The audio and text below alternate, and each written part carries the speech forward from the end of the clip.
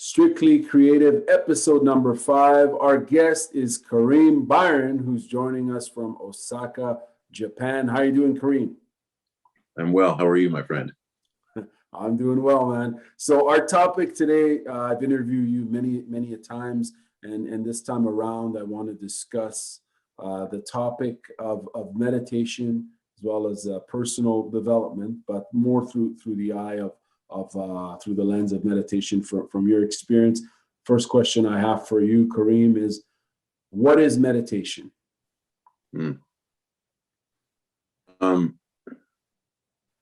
Well,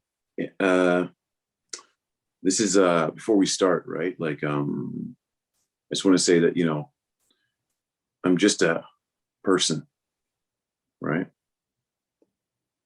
I'm just a human being, or someone going through the experience of being a human being, and through life as it unfolds for me, just like anyone else, right? I've just come to a certain way of seeing things and being in the world that I don't think is exceptional, special. It is something accessible to everybody. And it is actually, from the perspective I have now, is it's your right. It's your birthright. It's your actual inheritance. It's what you it's what you are naturally. And in that sense, that's kind of what meditation is. It is the pursuit of yourself as you are naturally, and then to be able to rest and be comfortable there and not be distracted from it. So your actual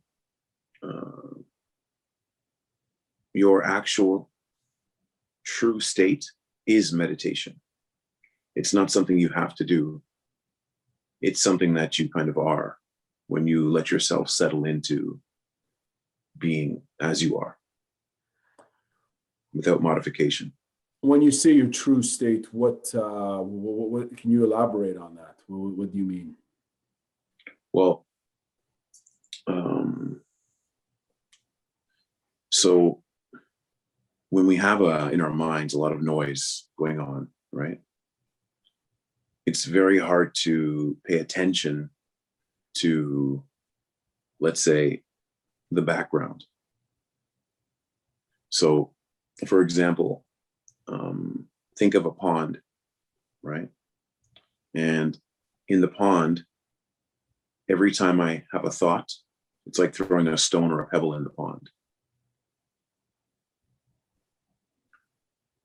If I just leave the pond as it is,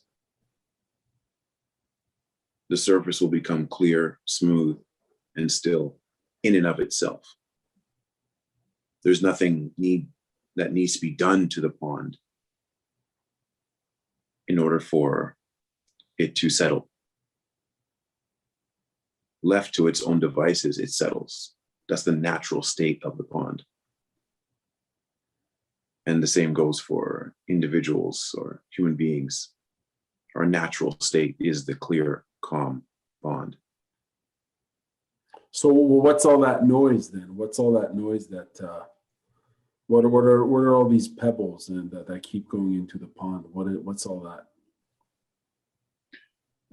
Well, thoughts, emotions, concepts. It's like one coming upon a pond in the wilderness and saying, "What a beautiful pond," right? I think I'm going to get into a boat and go onto the pond. And that, of course, causes ripples, right? Or I think I'm going to, make a beach here. Or I'm going to make a structure in the middle of the pond. Whatever it is, it's the modification of the pond beyond its natural state. And there's nothing wrong with that if we understand and remember that left to its own devices, the pond is calm and clear. all the silt and the mud in the pond settles to the bottom, and you can see the whole way through, left to its own devices. If the remembrance of that is kept in mind, and the connection to that remembrance is always kind of held with one, then the ripples on the pond are kind of put into perspective. But if one forgets that, or if one doesn't realize that, or has no concept of the nature of the pond left to its own devices, then one might get caught up in trying to make the pond calm, but in doing so causing ripples. Or not understanding that there is a possibility for the calm of the pond at all. One might think that there's only the rippling, the waves, the silt, right? And so if one kind of lives like that, right, it can be troublesome and tiring. So as far as, finding that calm and meditating, why do people meditate? From your experience, what is it that draws them to finding that calm? Well, I guess because everyone wants to be happy and peaceful, right? That's it, right? Like, I mean, there's no real way around that, right? Like, right. Even when, suppose I'm going through an experience and someone says something, right, that's like really upsetting, or does something that really bothers me, right? The natural response is to go, okay, right? Everyone does that. Everyone's had that moment, right? Where they take a deep breath in to just kind of, I'm not gonna react to this, I'm just gonna, right? And so in a sense, everyone kind of understands that taking deep breaths, taking a moment, right? That accessing of one's calmer nature, right, is there. Meditation is just the extension of that moment one takes, and saying, I'm going to make that longer and longer and longer and longer, right? Until, if there's a tipping point, my entire waking life is just one long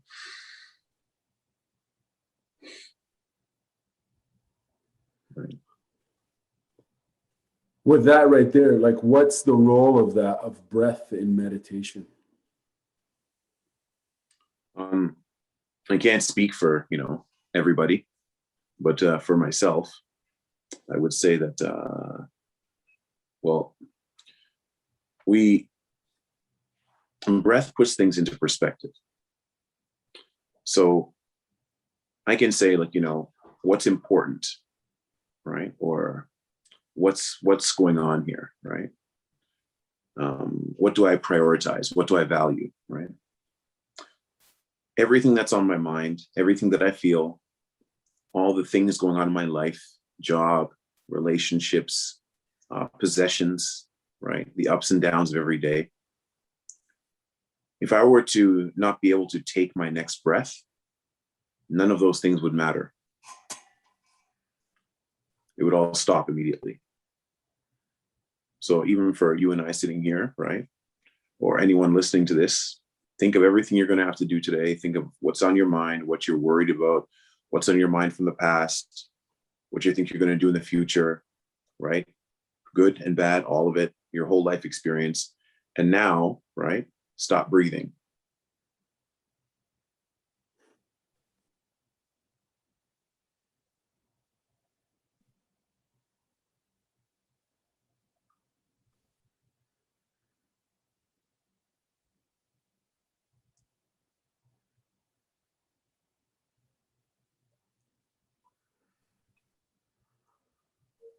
I mean, it goes to show the need for breath, right? If you notice, and if you did stop breathing, you would just find that the focus of your entirety then comes to your next breath. Because you realize without that next breath, none of those other things that you associate your life with are possible. So you live, breathe, you live and think and all those things by the grace of your next breath. It is your ability to take your next breath that leads to everything else in your life. So understanding this, I give appreciation to that by bringing my attention to it and just being with it. And that's the simplest form of meditation. Just bringing all your attention to your breath and being with it.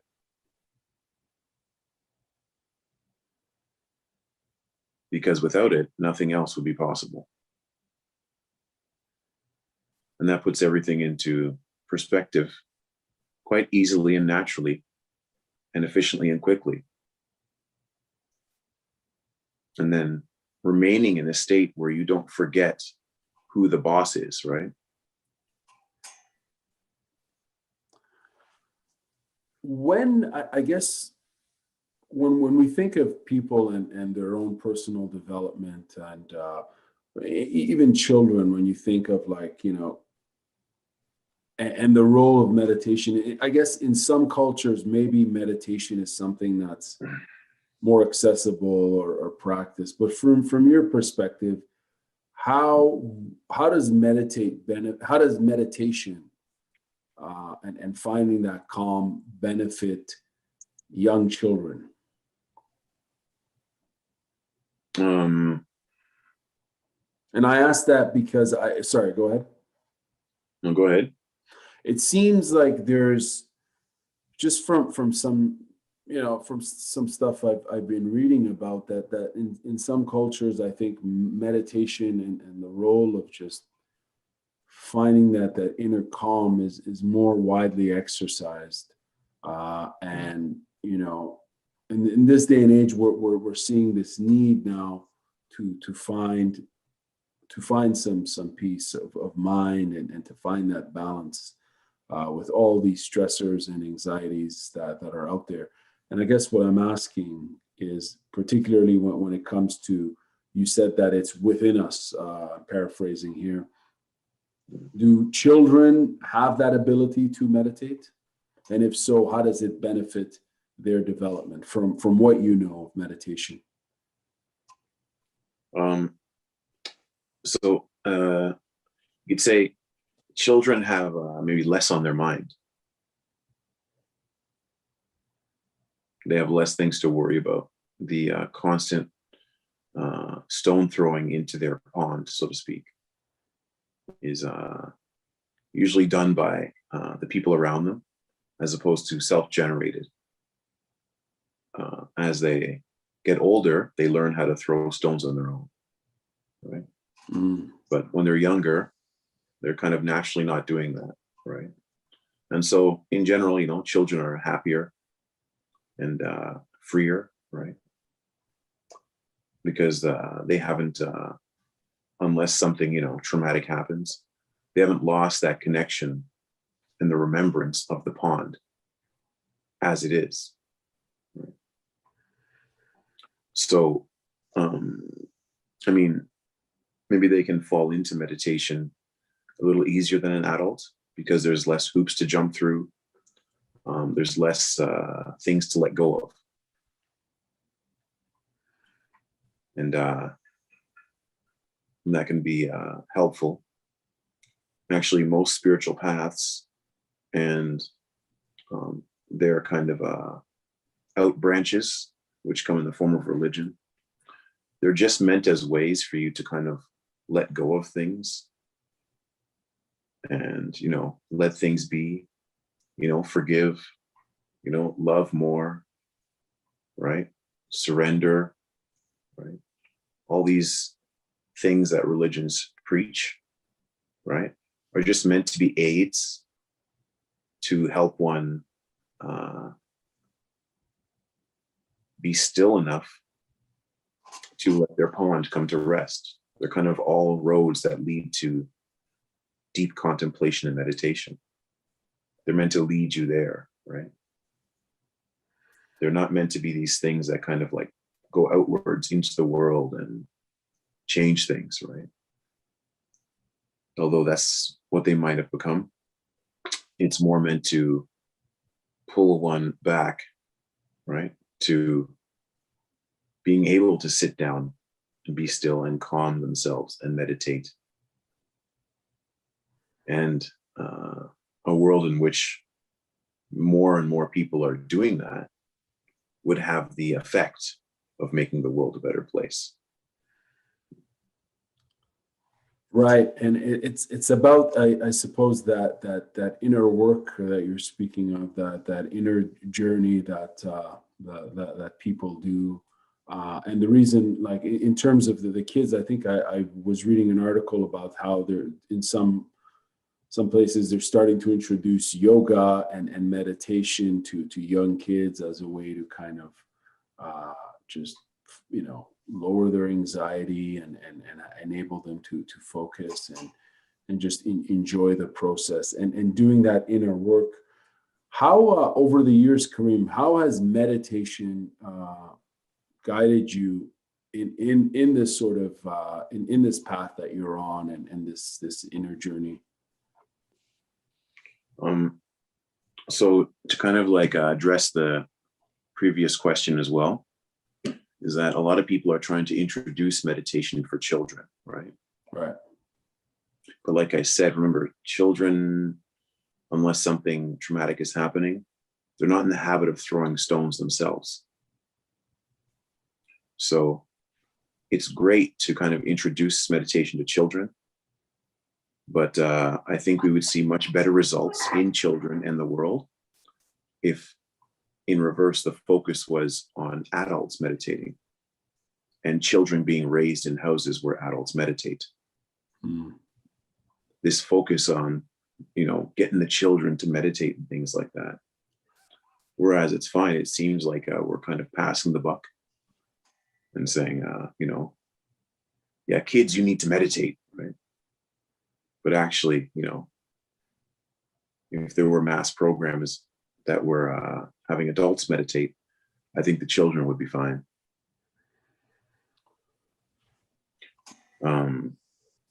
Yes. No doubt. In terms of so the question, and I hear you on that. Yeah. Go ahead. How has it guided me? Right. Well, in the sense that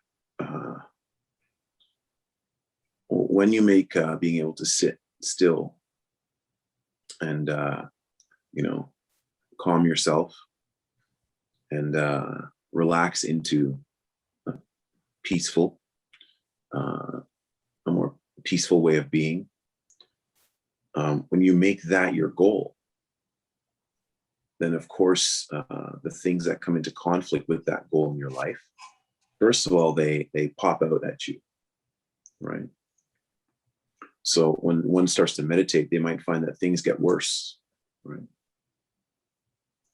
And it's not that they were they're getting worse or things were worse than they were before. It's that now they stand out more because the background of peace makes things stand out more, right? If the background is also swirling and chaotic, right, then of course things that are in the foreground that are swirling and chaotic, it's all just one big mess. But if you hold yourself to a time every day, or if you hold yourself to a way of a kind of a reference point that, oh, this piece is also within me and it's available and it's possible. Now everything else stands out in stark contrast to that. And so if you choose to keep going that way and keep going towards a meditative and making meditation a part of one's life, then you'll find that you just slowly move away and naturally let things drop away that hinder or interfere with that part of your life. Not because it's good or bad or because whatever, there's no real judgment in it. It's just that I know if I'm going to go and do this, or I'm going to think in this way, it's going to take me that much longer or be that much more difficult for me to sit in peace. And so by a process of elimination and a process of, trial and error, you just say, oh, I see. If I think this way, I'm going to be thinking about it later on today. So I should maybe see that thought as it arises and understand that about it and find a way to deal with it or let go of it, the emotions or whatever it's involved in it. Then that way I won't be up late at night thinking about it. Or when I'm trying to sit down and be quiet, that thought won't be coming back to invade, my peace. And so that's what happened today. So tomorrow I'm going to get up. And since the human thought is cyclical, no matter what we like to believe, most of your thoughts are repetitive. You're always moving in a circle. Whether you believe it or not, that's what's happening. The situation around you might be changing, but in here, you're moving in a loop. And that loop's just interacting with your outward environment or your experiences as they arise, but you're in a loop in how you experience it and deal with it. So, yeah, when those times come up, as you're going through your loop, every time you put your experience into the context of how it's going to affect your peace, you start breaking those patterns down. And so that's how meditation guides you. It's kind of like a North Star that you can follow throughout the day because you know, and now your mind knows that at some point in the day, your goal will be to sit in absolute stillness and silence and be at peace. And so the mind will eventually, it'll fight that. And it will want to say, that's not really valuable. Or it'll say, let's skip today. All those things are going to happen. And that's fine. But it's because you've been maybe living in a certain way up until now. And so before you're going to make any really drastic changes, your mind, by its nature, which is efficient, and it wants to, help you out in a way, it's going to say, are you sure about this? Are you sure this is something you want to do? Right? It'll start to give you other options, right? It's saying, how about we do this instead? How about we do this instead? And then it's up to you to choose, right? So in a way, once you start meditating as well, your mind starts making you aware of even more options because you're saying to it, I want to change things. And so the mind then says, oh, well, that was always available. We could always change, right? How about this? How about this? How about this?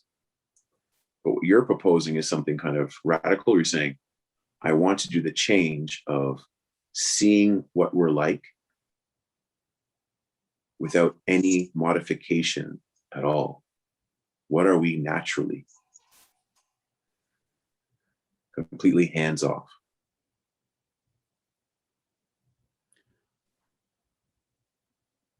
For someone who's never meditated, how much effort, or for someone who's never tried meditation, or maybe it's tried, and from what, and that thought of just, sitting there and focusing on one's breathing and calming the mind. For those who think that that's mission impossible, just because of how active their imagination or their mind is generally, how would you approach them, or what sort of advice, I guess is what I'm asking, would you approach in leading them in a meditation? Well, first is, even when your mind is active, right? The first thing you kind of have to do, kind of like almost like a spoiled child, or like training a dog, you have to consciously, when your mind is active during the day, go out of your way to remind yourself and tell yourself that, Peace is a good thing. Love is a good thing.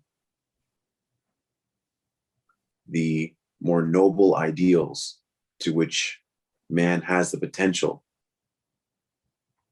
within themselves to be, those are good things. And demonstrate to yourself those are good things by sticking to them. And it might not be that your situation turns out for the better, but you will notice that you feel better at the end of the day. You feel good because you were good. You feel noble because you were noble. You feel honor because you were honorable. Right? And demonstrating to yourself by going out of your way to do these things. Not, going out of your way to be, I'm going to be just, whatever anyone wants, I'm going to here, take my wallet, take my, take my house, no, it's not about that. It's about when you're going through your day, you will have times where it will cost you nothing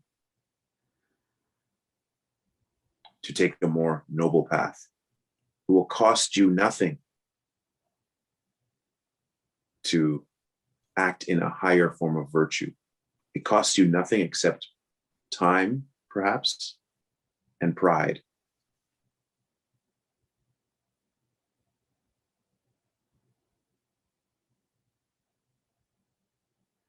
You must, in those times,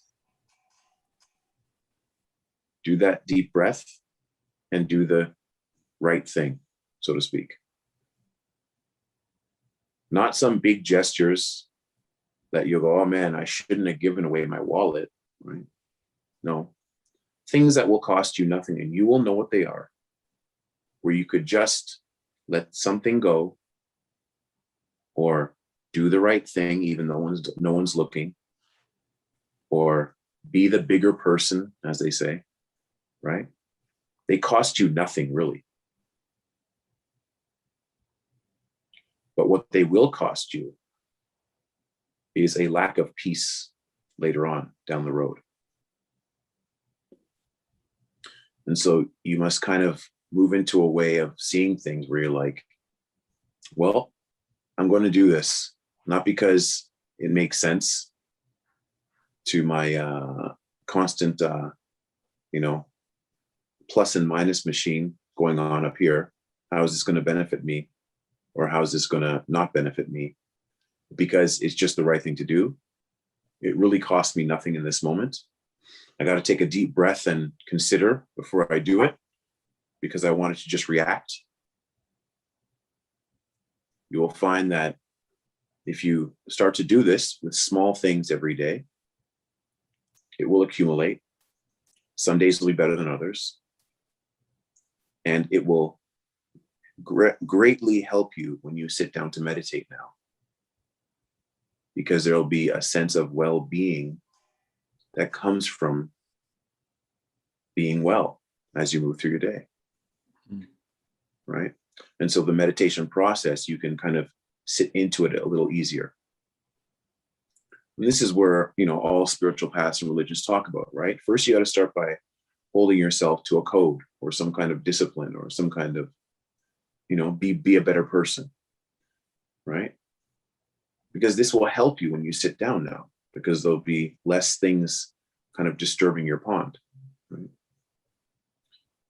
But when it comes to the practice of meditation itself, the easiest thing you can do, right, is just like we were sitting here, breathe deeply.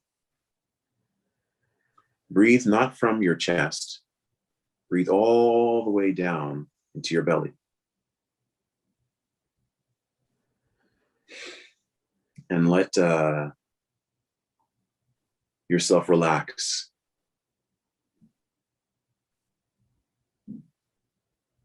Physiologically speaking, when you're breathing up here, right, compared to when you're breathing down here in your belly, when you're breathing deep from your stomach, belly breathing, they call it, it's physiologically telling your body that everything's okay. So just talking about like the body, no like, crazy mind and spirit stuff, no. Just your body alone, by breathing from your stomach, it's sending out signals that everything's okay.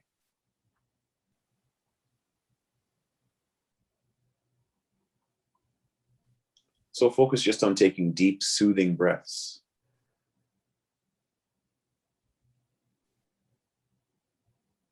Kind of let things settle. So you feel refreshed and replenished with each of those deep, soothing breaths.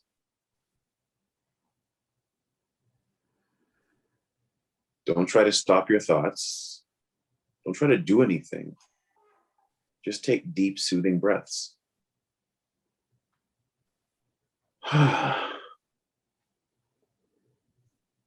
Just try doing that 100 times and not feeling a little better.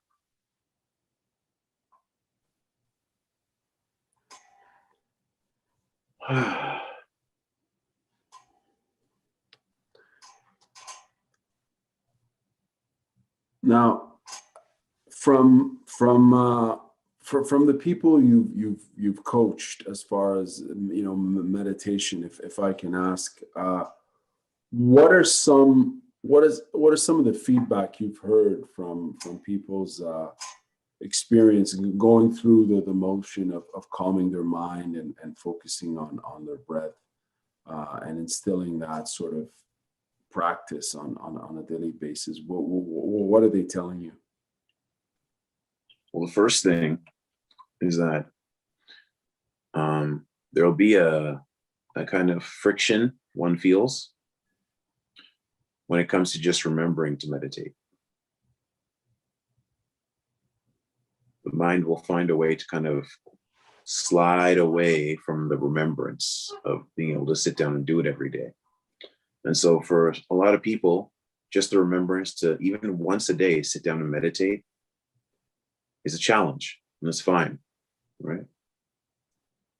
The next thing is that, okay, I do sit down to meditate, right? But when I do so, I feel like there's too many things going on, right? Like the people or person that I'm living with is too noisy during that time. I can't find a quiet space to meditate on my own. That's another thing that comes up a lot, right? Another thing is that I can't find the time, right? Because I'm very busy. I can't find the time in the day to kind of get a few moments alone to meditate. Those are just like the preliminary things that always pop up at first, right? Right. Then once you can sit down and hold yourself to a time in practice, then the next thing comes. It seems our mind gets noisier now, and I can't make things quiet, and all sorts of things start to come up, right?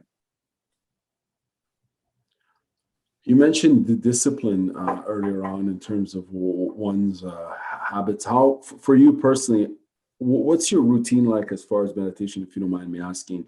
And how much of it is discipline in terms of being on it continuously every day? Well, now, in the morning and in the evening. So once in the morning, once in the evening, and then if I have time during the workday, right, sometime during the day. And more recently, well, you see, as one wakes up, right, you could say there's a short meditation that happens now. So as I wake up, before my mind starts racing, I do a short meditation before I get up out of bed, right? To start everything. Once everything turns on, to make sure let's not get ahead of ourselves, right? And then I'll get up, get something warm to drink, some tea or something like that, and then I'll sit down and I'll do the morning meditation. And then the evening meditation is when I come in, before I eat or turn on the TV or anything like that, usually just to kind of settle in to being at home type of thing before I do anything and get active in my home space, right? I meditate. That's usually the evening meditation. And then before one kind of goes off into sleep, right? Just remind yourself again. And then as one moves through the day, sometimes the meditation, there'll be a point where it comes for you. You don't have to sit in meditation. The meditation just starts to happen, right? Because it's just a part of yourself you now have access to. And like you're saying, the people I've kind of talked to about it, the one thing I get is that it's like now there's an extra dimension you have to life. You actually know you have an option now of this meditative practice to go through life with. It's like having an extra option to everything. So I can eat dinner, or I can eat dinner while being mindful of my meditation. I can walk, and now I can walk with being mindful of my meditation. I can be at work or in a meeting, and I can do so while being mindful of the meditative aspect of my life. Sometimes just remembering that you're going to meditate calms you down. And that's why holding yourself to certain times in the day, even if it's once a day, because your mind works in a loop, right? You're going to have to come back to that, right? You have to come back to it. And so whenever you come back to it, just the remembrance of it, right? If you're doing it enough, will be enough to start to dial it back a little bit. And you can bring more and more peace into your everyday life. As I've asked you this in previous interviews, but as someone who's involved in different communities from the martial arts community, from the teaching community as a profession and so on, how much of meditation do you draw and inspire from and share and apply in these communities? So does meditation play a role in how you go about teaching in class or researching or and so on? And is that instilled also in I know it is in your martial arts. I've asked you before. Yeah. But if you could just elaborate on that, particularly in your day-to-day life, and also in the communities you're involved in.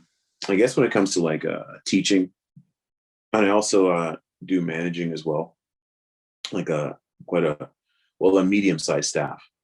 I manage as well. I try to bring it up in meetings. And I try to bring it into the classroom as well at different times. But, Sorry, you bring up meditation, you actually bring it up in the meetings and so on?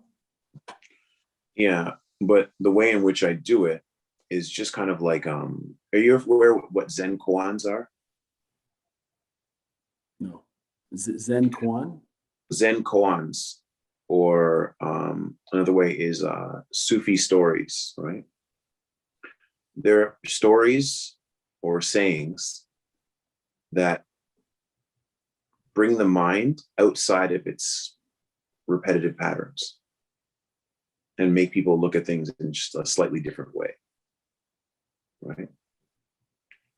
So you can kind of go, oh, and just see it from a different aspect, right? And so I try to bring points like this when teaching in the classroom or when doing my meetings at work. And just to be a natural, not in any way that's like kind of like, this is what we got to do. But as I just meditate more and more, and the benefits of meditation, they come from the inside out. So it's not like I'm trying to do something out here. It's just naturally, as I wake up each day, these things are part of my natural expression now. There are no plans or no kind of set things, right? For example, okay, I wrote a short story the other day, and it was goes like this. A river flowing down from a mountain was going through some rapids, right? And then it went through a calm part, then it went through some rapids, right? And it's going up and down and up and down and up and down, right? And it's kind of getting tired of this river life. And at one point, on a long bend in the river notices a sage sitting down in meditation next to the river. And the river, in its turmoil, asked the sage, "O wise one, how can I, a river, realize the ocean?" And the sage merely looked at the river and watched it flow. To which the river said, "Well, F you then, if you're not going to say anything," and went about its way. Now, further downriver, as the river, by just being a river, flowed naturally out into the ocean,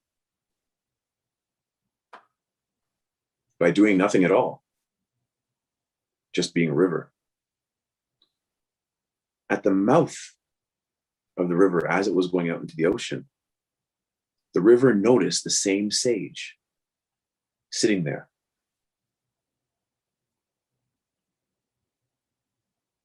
With the same calm expression on his face, holding up his middle finger to the river.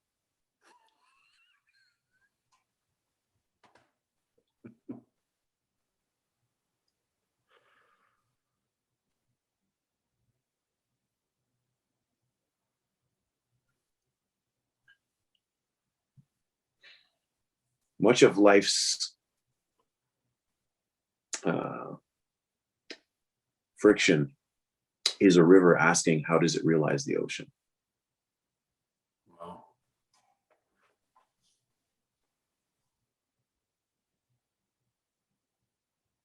The inability to sit back within oneself and be at peace within oneself.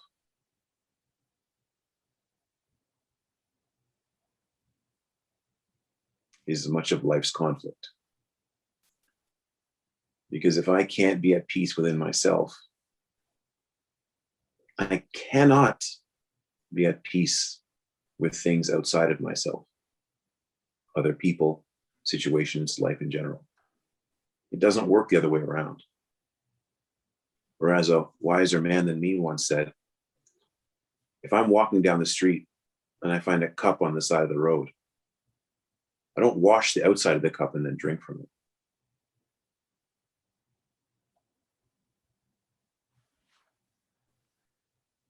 I wash the inside, and then I'm okay to drink from it.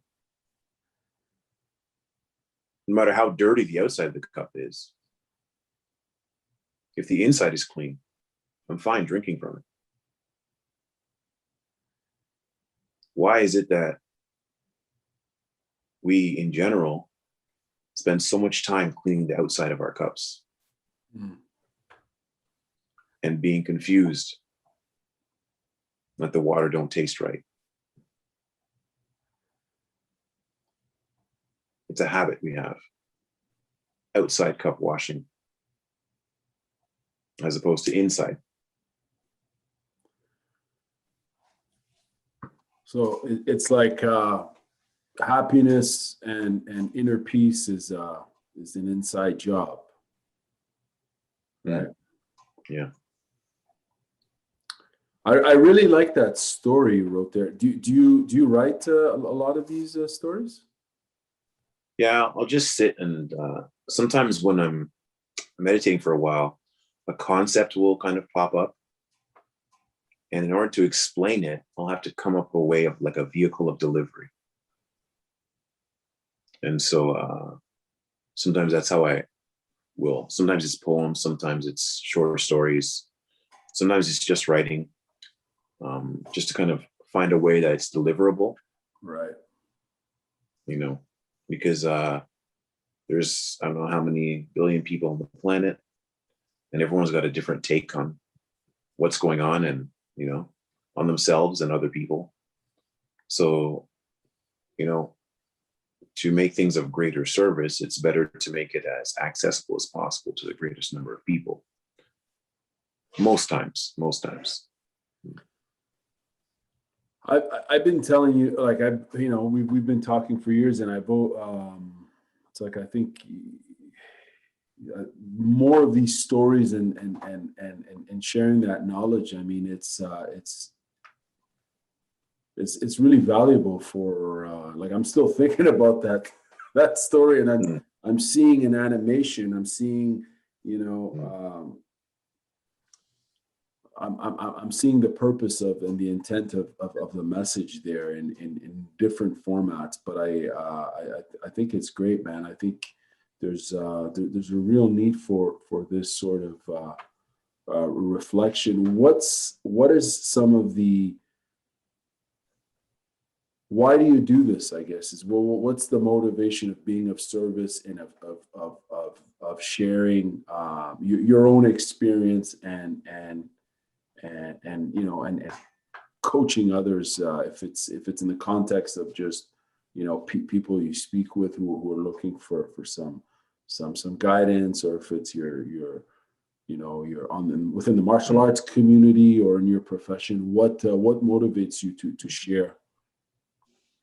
Well, just like any other, like, you know, like someone say who like goes on a diet and loses a bunch of weight, right? Or does some kind of sport or exercise that changes their life, right? Right.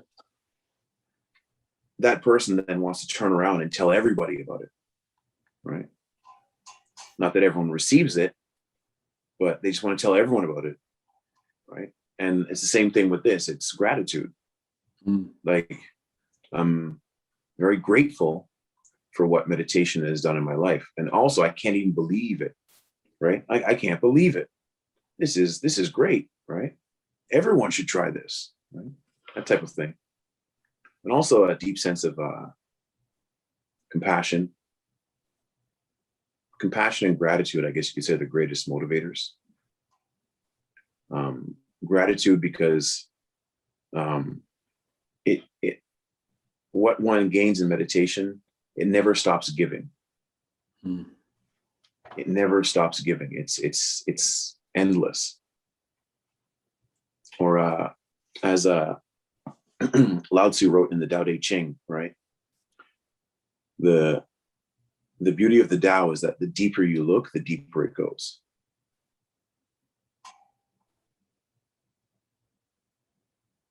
And so because it doesn't stop giving, you could say there comes a point where your cup runneth over. Like, you feel full and you got no space.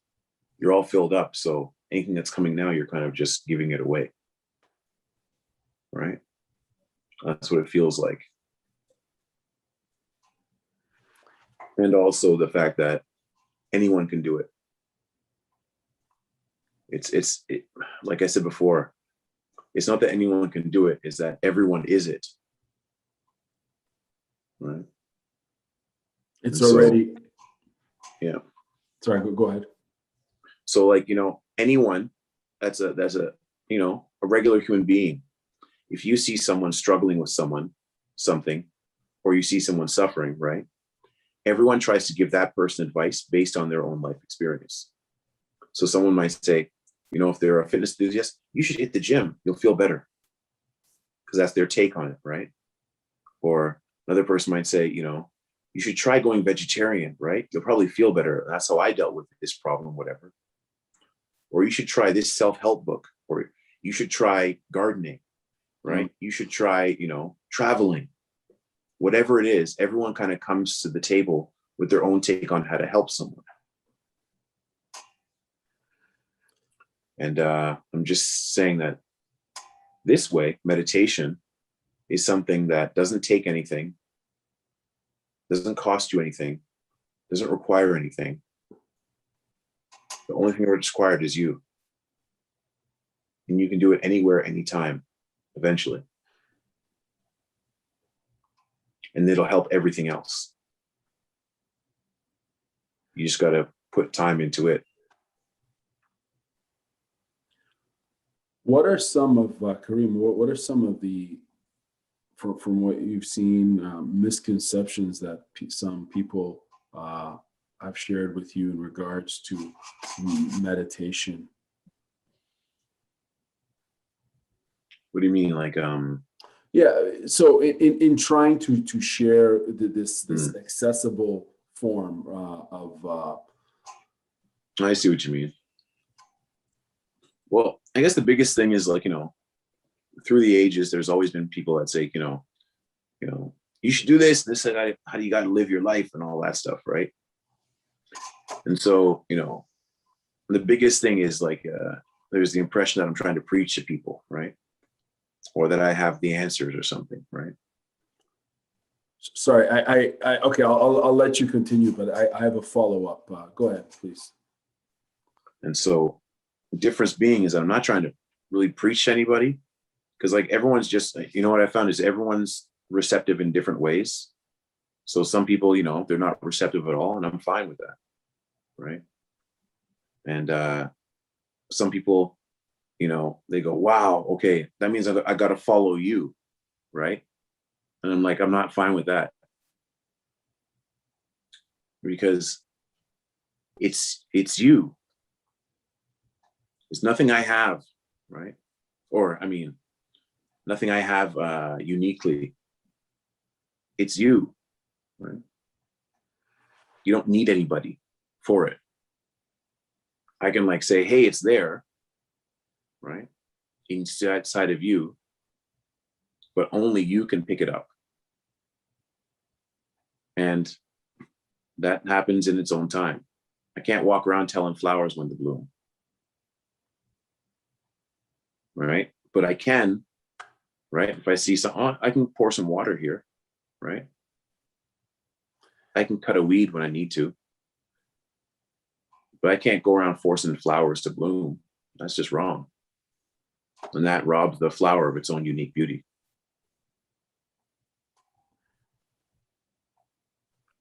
In terms of, I appreciate that. What I'm also asking as well is for people who are apprehensive for whatever reason, as far as trying to meditate, excuse me, but also explore that this journey inwards. What are some of the fears and misconceptions that they may have? This is I'm asking in regards to people that you've interacted with or coached or whatever. What are they, when people hear meditation, what are some of the misconceptions that come to mind?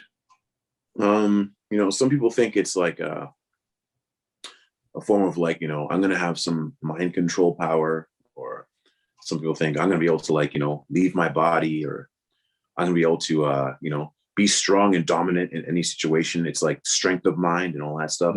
Yeah. Right?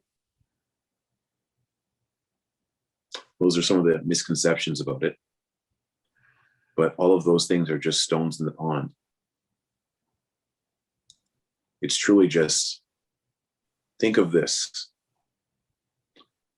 Your mind is constantly grabbing onto things, and then grabbing to the next thing, and then grabbing to the next thing, and it kind of takes it and wants to look at it, wants to analyze, it wants to understand it, it wants to say, what is this?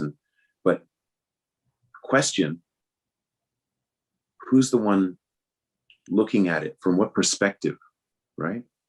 Like I was saying before, so suppose I'm a miner, okay? I'm digging for gold, okay? And I pick up a rock. My mind picks it up. I'm looking, okay, what's the content? Where did this come from? Is this gold? You understand? And now, right? Suppose I'm not a miner, right? Suppose I'm a, I don't know. Let's think of something here. I'm a rock collector. I pick this up and I might be like the miner saying, well, this is, but I'm not looking for gold. I might be looking for something else. This might be gold right here in front of me. But I'm here to gather quartz today. So I'm like, worthless. Whereas the miner's like, oh, this is the most precious thing ever. Right? Whereas a child might walk up and go, huh, never seen one like this before. I don't know if it's valuable or not. Right? So when our mind grabs onto stuff, right, it looks through and analyzes things and holds on to things based on what we're valuing, based on the perspective we value. And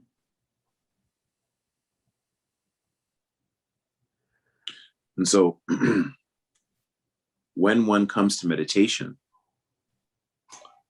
that's also how they view it. So when I talk to people about meditation, they're like, well, how is this going to make me better at my job? Or how is this going to make me more successful in life? How is this going to get me more money? How is this going to fix my relationships? How is this going to help my martial arts or sports career? Those are usually the things you have to deal with, because if you're like, it may help those things or it may not. But the purpose of the meditation isn't those things at all. The purpose of the meditation is the meditation. I'm not selling anything. The only thing that's going to happen possibly is you'll just be at peace with the way things are, but nothing's going to change. So I'm selling you nothing except maybe peace with the way things are. Nothing may change.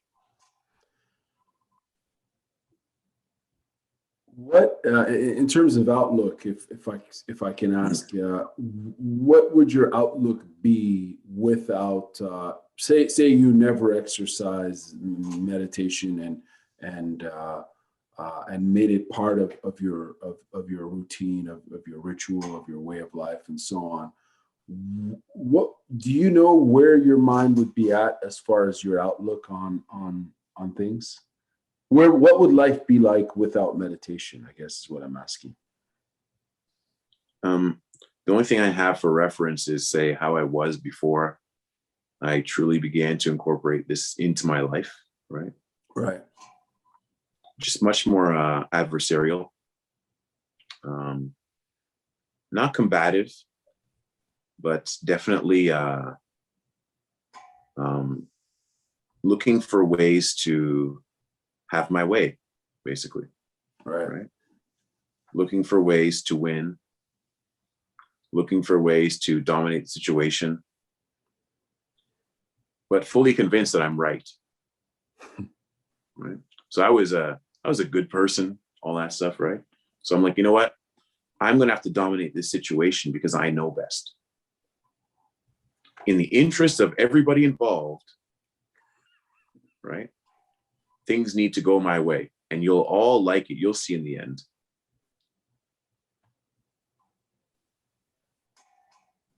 That's hilarious.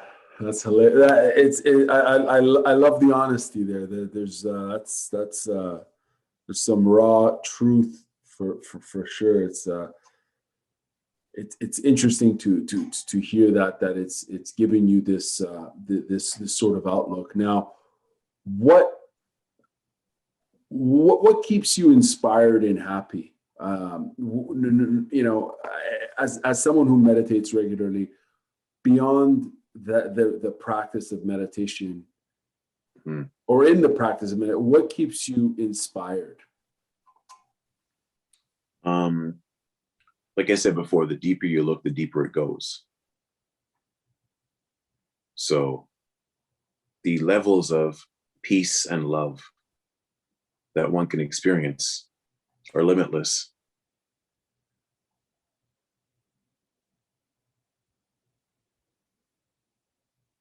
Limitless. The levels of everything else you can experience out here through the manipulation of the physical world have limits, have friction, are forever out of your control to a certain extent. But when you look within,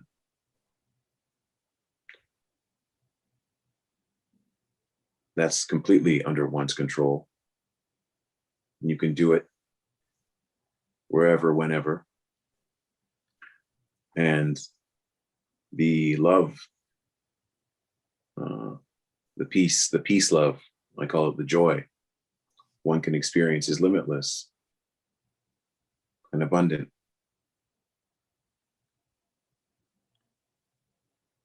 And that's what keeps me inspired. And also the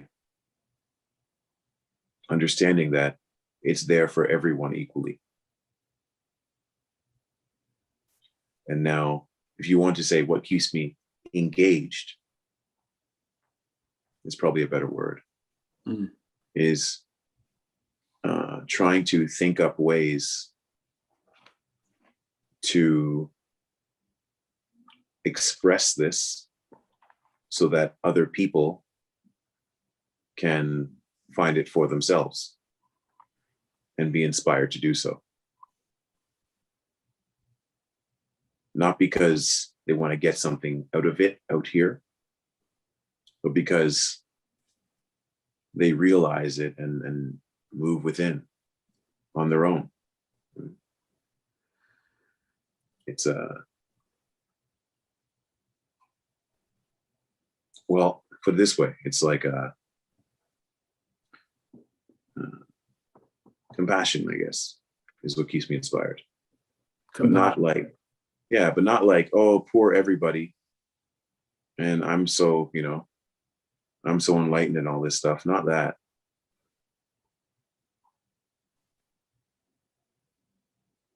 It's that it's just there. Just waiting, right? It's more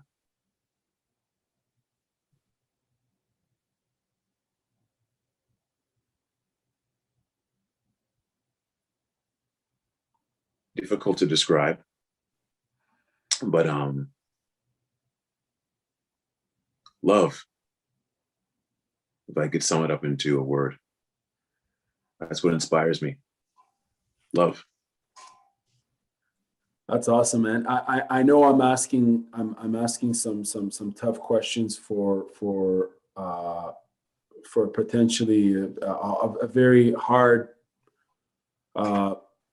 thing to explain, I suppose, right? It's if people haven't meditated or tried it, it might not they might not, and there's a whole journey, I understand, in that, as you're saying, it's continuous as you've experienced it. Karim, I have two questions left for you. Where, for people who want to start out and exercise their ability to meditate, for people who want to, what advice do you have? Like, is there a particular book you recommend? Is there a particular practice?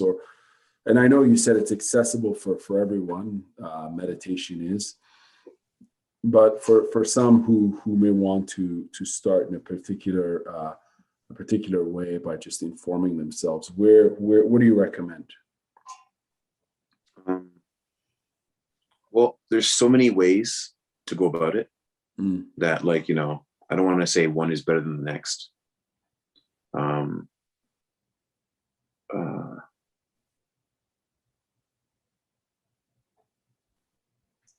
One,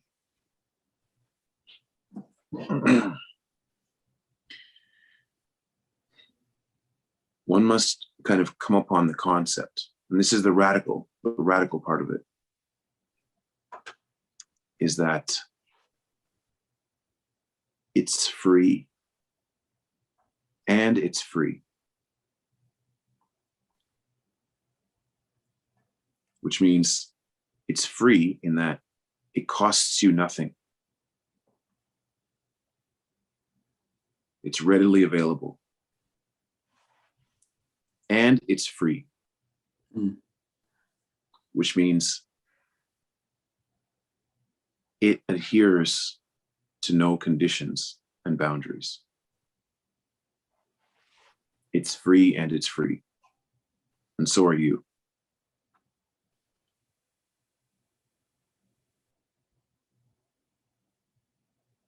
Just as you are right now. Not the next thought, not the next emotion, not even the next word, not the next moment. Right here, right now, without lifting a finger.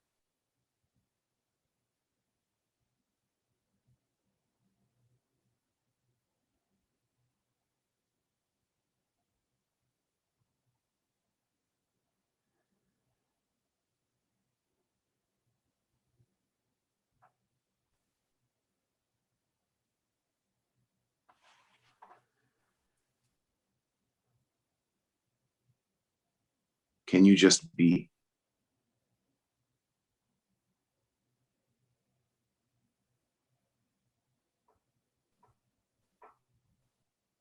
You may notice that there might be that inkling of, yeah. But thoughts are constantly trying to pull you away from that.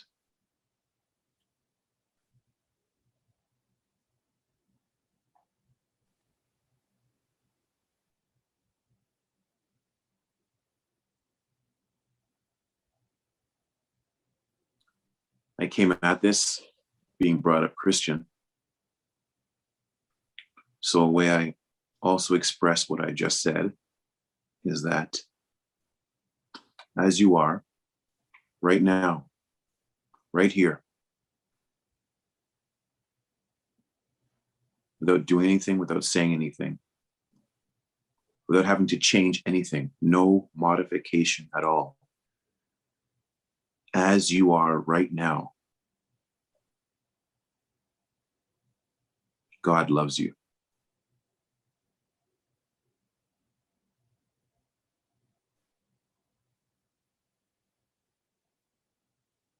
We have but to accept that. And you may notice that the mind now is coming up with reasons for you not to accept that. It can't just be so easy. It couldn't just be so. It can't be free.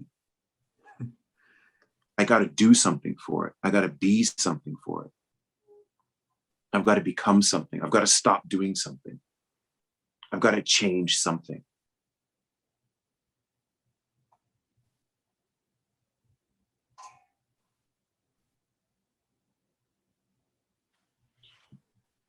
You see how it's our lack of acceptance that brings us out of the acceptance of peace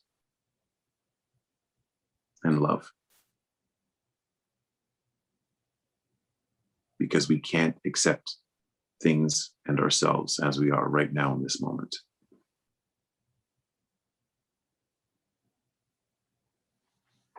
I would say, if you've had enough moments to sit down and watch this, then you have enough moments to sit down with yourself as you are, past, future, all that stuff, the whole storm of the mind. Just sit down and understand that if everything stopped right now,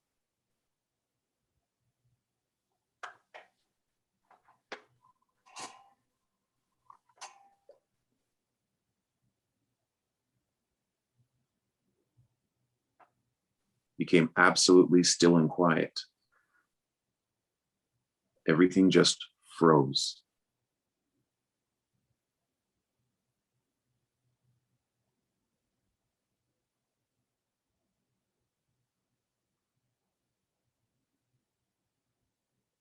There would be but peace.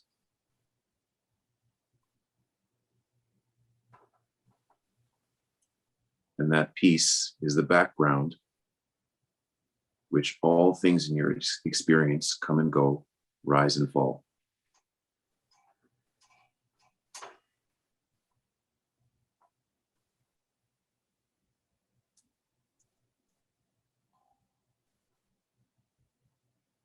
And it's always there.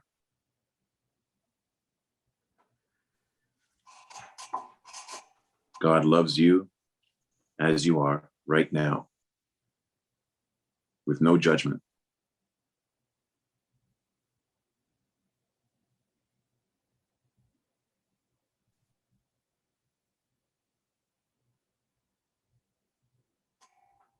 Notice that within yourself that rails against that idea, that won't accept that.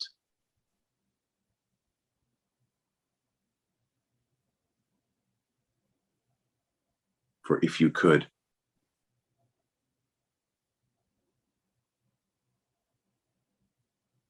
escape that voice, you would be free.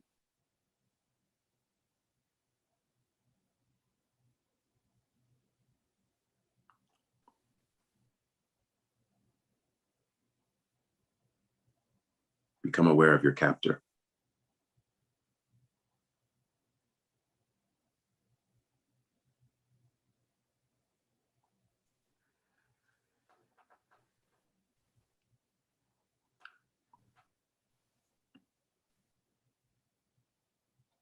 By whatever means you have, find a way to remember. Fight for that remembrance.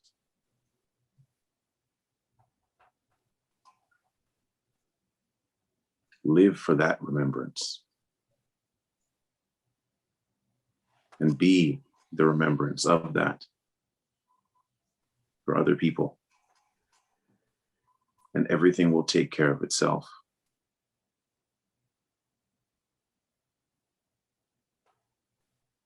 It doesn't matter where you start from.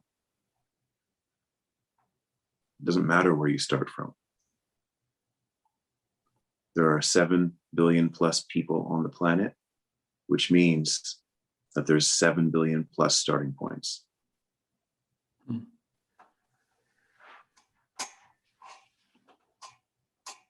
No one is more qualified than anyone else. It is your birthright to experience your life in freedom from the ideas you have about life. Is your birthright.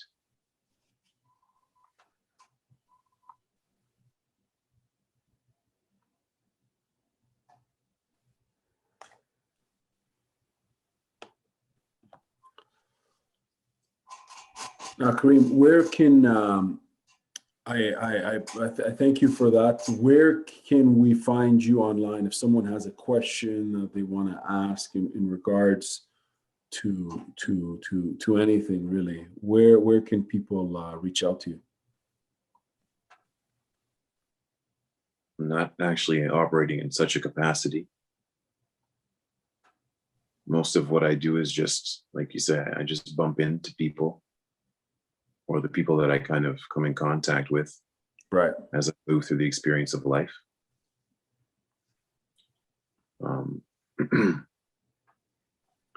I have a podcast that I do from time to time with a friend of mine called Oneness Radio, ONENESS Radio.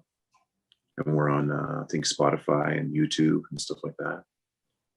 We kind of discuss these things. You'll know it because the the icon for it will be a microphone, colored in the colors of the yin yang symbol.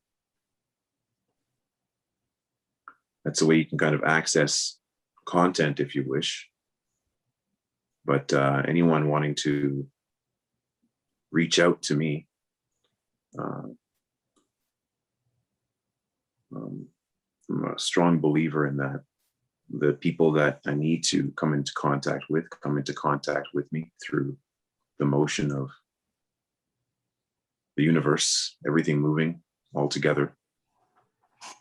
But if one is really interested in it, then ask Garmamie, and he'll know where to find me. Well, I'll make sure to share links to your podcast, of course. Karim, thank you very much for this conversation. And maybe we'll do it again. I've interviewed you many times over the years, and it's always interesting to hear, from you and to hear your story. I'd just like to say one more thing, is that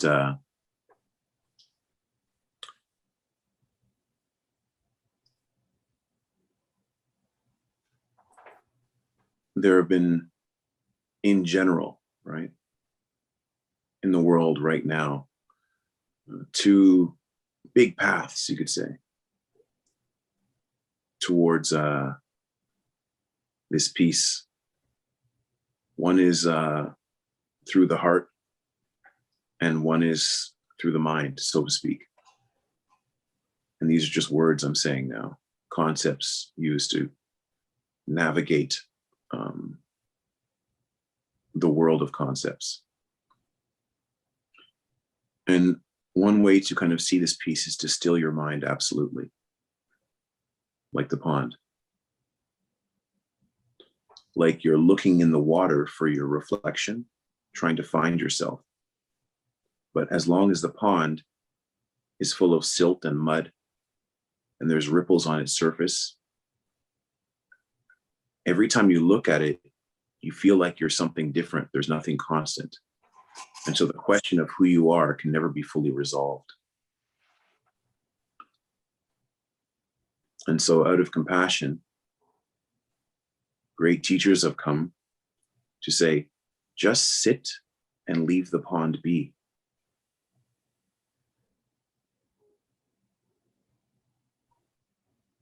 And in time, your reflection will be clear in the clear pond with no ripples. Just leave it be.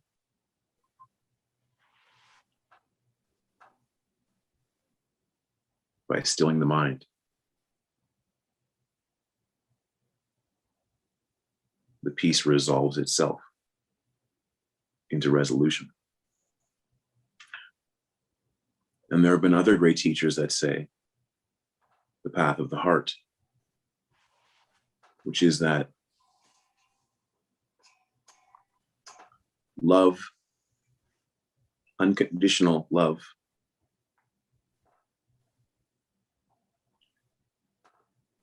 make it your master and follow it above your reason.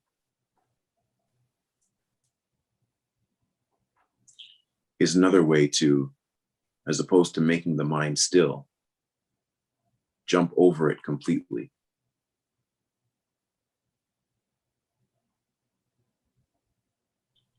To give an example, at one point in my life, I was dealing with a very difficult interpersonal situation. And me, trying to be a meditator, was trying to resolve it in so many different ways, by trying to be peaceful, by trying to do this, by trying to do that, making overtures, going out of my way. And I kept trying to figure it out and figure it out and figure it out. But no matter what I did, unconditional love for this person, I couldn't make sense of it. And unconditional love for the world in general, this task that's been laid down by these great teachers, unconditional love, I couldn't make sense. I was trying to figure it out. I couldn't make sense of it. And on the morning, I realized that it just doesn't make sense.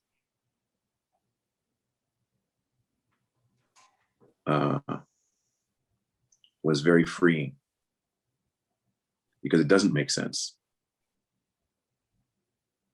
Do you understand? Unconditional love doesn't and will never make sense.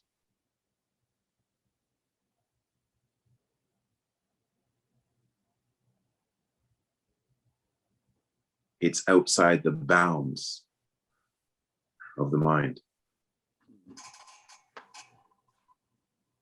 If you follow it, it will lead you outside the bounds. So for everyone out there trying to reason and figure it out, I say again, unconditional love does not make sense.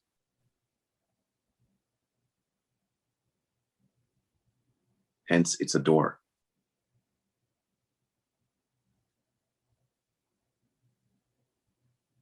To somewhere beyond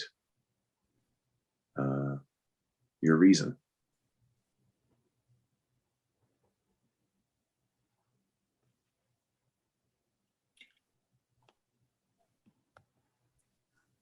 Two major paths that end up to the same place. And there's probably 7 billion more. It's you. It's you. That's all. Thank you very much, Karim. It's, I think, 11, it's noon over there, isn't it? I don't know. I stopped checking my watch a while ago, my friend. Thank you again for your time and insight, man. This has been awesome. Have a wonderful day, and speak to you soon. You too.